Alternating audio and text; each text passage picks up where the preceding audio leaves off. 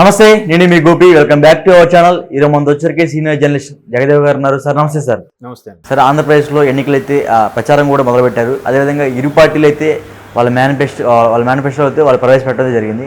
నిన్న వైసీపీ అయిపోయింది. ఈరోజు అయితే ఎన్డీఏ కూటమిలో భాగంగా టీడీపీ, జనసేన, బీజేపీ ఈ మూడు కలిసి ఈరోజు అయితే మేనిఫెస్టో అయితే విడుదల చేశారు. అసలు ఎలా ఉండబోతుంది మేనిఫెస్టో? ఎలా ఉంది అసలుకి మేనిఫెస్టో? ఈసారి అంటే ఎట్లా చెప్పాలి, ఒక విధంగా గత ప్రభుత్వం నిర్వహిస్తున్న ఏవైతే పథకాలు ఉన్నాయో అవి ఏవి నెక్స్ట్ వస్తే వీళ్ళు తీసేస్తారన్నట్టుగా ప్రచారం చేస్తున్నారు కదా వైసీపీ వాళ్ళు. అవేమీ తీయట్లేదు, బట్ వాటికి అదనంగా చేయబోయే దాని మీదే మేనిఫెస్టో కాన్సన్ట్రేషన్ చేసినట్టుగా అనిపిస్తుంది. And moreover YCP manifesto clear, same అవే పథకాలు, కాకపోతే కొంచెం పైకం పెంచుతున్నాము అన్నట్టుగా చెప్పారు. అయితే ఇక్కడ ఈ పథకాలు ఇవన్నీ వైసీపీ పథకాలు లాగా ఉన్నాయని కొంతమంది విమర్శించినప్పటికీ ఇవన్నీ ఎప్పుడో చంద్రబాబు గారి పథకాల్లో ఉన్నాయి. అంటే అలాగా ఇట్లాగే వితంతులకి, వయోవృద్ధులకి, వికలాంగులకి వాటికి పెన్షన్లు ఉంటూనే ఇప్పుడు ఆడపిల్లలకి సైకిల్ ఇవ్వడమని, లేదా ఐరన్ చేసుకుని బతికే వాళ్ళకి ఇస్త్రీ పెట్టెలు ఇవ్వడము, లేదా కొంతమంది తక్కువ పంట పొలాలు ఉన్న రైతులకి బోర్లు ఫ్రీగా ఇవ్వడం, ఇవన్నీ చూస్తే వైసీపీ ఇచ్చే పథకాల కన్నా వీటికి అయ్యే వ్యయం ఎక్కువే అయ్యింది. బట్ ఎందుకో టీడీపీ అంత స్థాయిలో పబ్లిసిటీ చేసుకోలేకపోయిందేమో నా అభిప్రాయం. నా అభిప్రాయం. అంటే కొంతమంది ఉన్నారు ఇట్లా, కొంత మిత్రవర్గంలో అవును కదా, దీనికన్నా క్యాలిక్యులేషన్ చేస్తే వైసీపీ ఏదైతే మా వల్ల లబ్ధి పొందితేనే అయ్యండి అని అంత క్లియర్గా చెప్తున్నారు కదా, అంటే వాళ్ళ పాకెట్లో ఇచ్చింది కాబట్టి. అలా చెప్తున్నప్పుడు వీళ్ళు ఇవన్నీ తీస్తే వీళ్ళకన్నా ఎక్కువ వ్యయమే అవుతుంది. ఎక్కువే ఇచ్చారు వీళ్ళు, బట్ వీళ్ళు అంత పూర్తి స్థాయిలో చేసుకోవట్లేదు. అవునా? అది పక్కన పెడితే ఇప్పుడు సేమ్ అన్ని పథకాలకి ఏదైతే ఉన్నాయో వర్తింపు చేస్తూ స్పెషల్గా ఇప్పుడు ఈ మేనిఫెస్టో రిలీజ్ చేయకముందే, ఎప్పుడైతే టీడీపీ జనసేన అలయన్స్ అయ్యిందో, బీజేపీలో కలవక ముందే వీళ్ళు కూడా ఒక అనుకున్నారు. దాంట్లో బాగా వాళ్ళ నుండి కీలకమైన నాయకులు, టీడీపీ సానుభూతి పరులు, వాళ్ళు చెప్పే కొన్ని సలహాలు, సూచనలు అన్నీ ఒక లిస్ట్గా తయారు చేస్తే అవి ఇవి అన్ని క్లబ్ చేసి చేస్తే ఒక 32-33 పథకాల దాకా వచ్చాయట టీడీపీ. అయితే ఇందులో అన్నీ చేయలేం, కొన్ని రిలేటెడ్గా ఉండేవి సరే ఇందులో ఇన్ని తీసి ఒక 5-10 సెట్ చేశారు.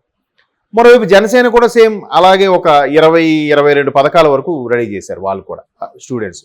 సో అందులో ఒక 5-6 మొత్తం క్లెయిమ్ చేసి, అంటే ఇవి ఒక 10 దగ్గర ఒక 16 పథకాలు మేజర్గా అనుకున్నారు. అంటే 16 అంటే 16 అని కాదు, సుమారుగా చెప్తున్నాను నేను. సో అందులో చూస్తే ఎట్లాగూ నిరుద్యోగ భృతి. అసలు నిరుద్యోగ భృతి ఎందుకు ఇవ్వాలి? అభివృద్ధి చేసి ఫ్యాక్టరీలు కడితే, లేదంటే ఉపాధి అవకాశాలు కల్పిస్తే నిరుద్యోగం ఉండదుగా, అప్పుడు ఆ భృతి తీసివచ్చుగా.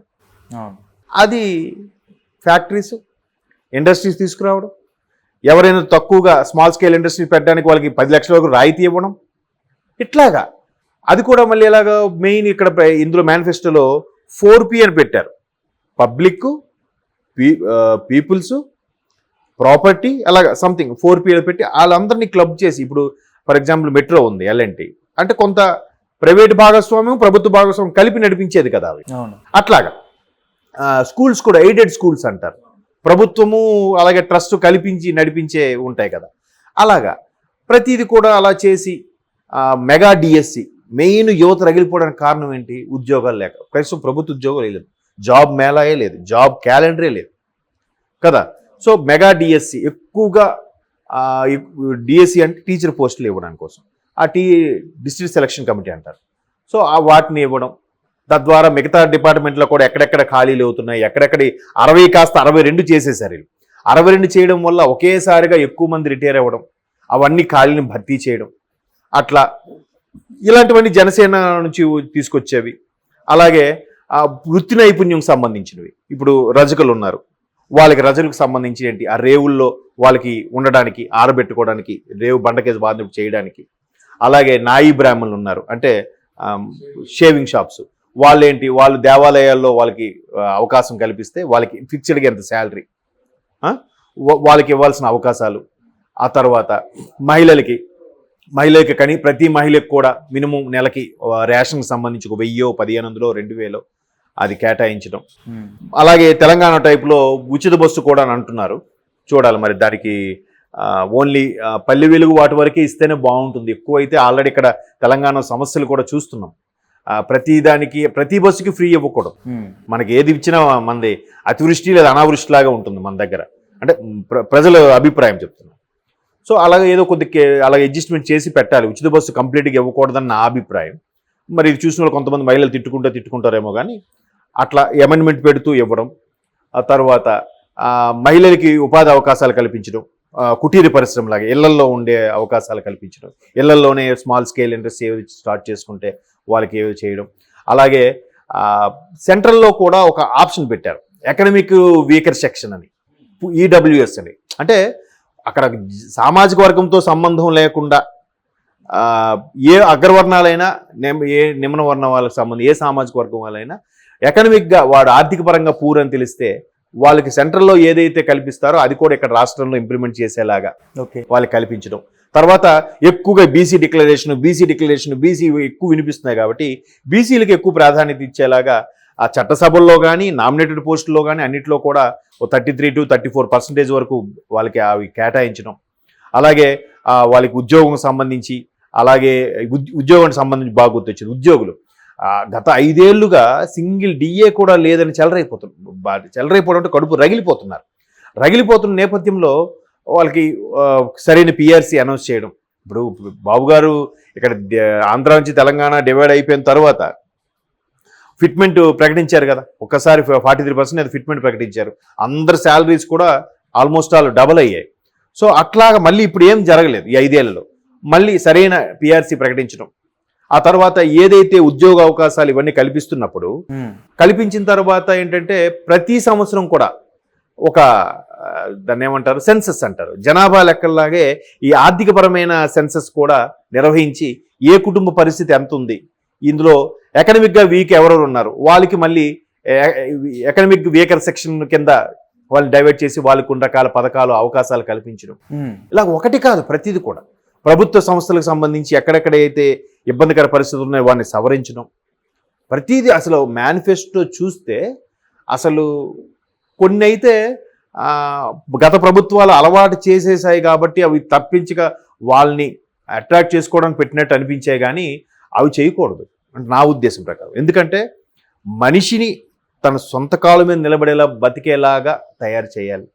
ప్రతి ఒక్క వ్యక్తిని ఒక లీడర్షిప్ క్వాలిటీస్ డెవలప్ అయ్యి వాడుగా లీడర్ అయ్యేలాగా తయారు చేసినప్పుడు వాడే అసలైన లీడర్. ఇంతకుముందు అలాగే ఉండేది, అంతే కదా. ఇప్పుడు ఒకప్పుడు బాబు గారు ఈ సైబర్ హౌస్ అవి ఓపెన్ చేసినప్పుడు ఆయన హయాంలో జరిగినప్పుడు క్లింటన్ గారు వచ్చారు గెస్ట్గా. ఇవన్నీ తిండి పెడతాయా, సాఫ్ట్వేర్ ఫుడ్ పెడతాయా, రైతులకు ఏ ఉపయోగపడతాయి అన్నారు. ఇప్పుడు రైతులేంటి, రైతుల పిల్లలేంటి, అందరూ ప్రత్యక్షంగా పరోక్షంగా హైదరాబాదులో 80 లక్షల మంది ఆధారపడుతున్నారు. 60 లక్షల మంది ఆధారపడుతున్నారు. అవునా కాదు? Only software.